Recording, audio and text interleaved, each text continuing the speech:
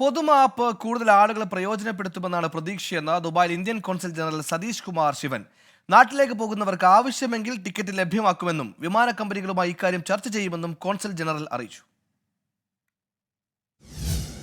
പൊതുമാപ്പിൽ നാട്ടിലേക്ക് മടങ്ങിയവർക്ക് തിരികെ മറ്റൊരു വിസയിൽ യുഎയിലേക്ക് വരുന്നതിന് തടസ്സമില്ല എന്ന് അധികൃതർ അറിയിച്ച പശ്ചാത്തലത്തിൽ ഇത്തവണ കൂടുതൽ ആളുകൾ പൊതുമാപ്പ് ഉപയോഗപ്പെടുത്തുമെന്ന് ഇന്ത്യൻ കോൺസുൽ ജനറൽ അറിയിച്ചു.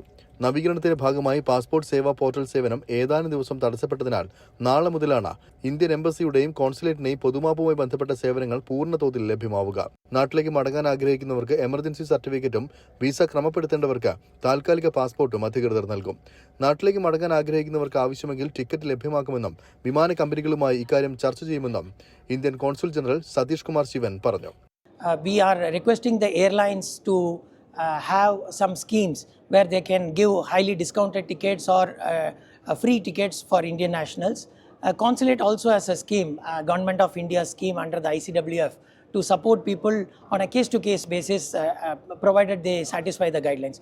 കോൺസുലേറ്റിൽ നിന്നും എമർജൻസി സർട്ടിഫിക്കറ്റ് ഒരു ദിവസത്തിനുള്ളിൽ തന്നെ ലഭ്യമാക്കുമെന്നും അദ്ദേഹം വ്യക്തമാക്കി. വിസ ക്രമപ്പെടുത്തേണ്ടവർ BLS കേന്ദ്രങ്ങളെ സമീപിക്കണമെന്നും അദ്ദേഹം നിർദ്ദേശിച്ചു. 24 ദുബായ്.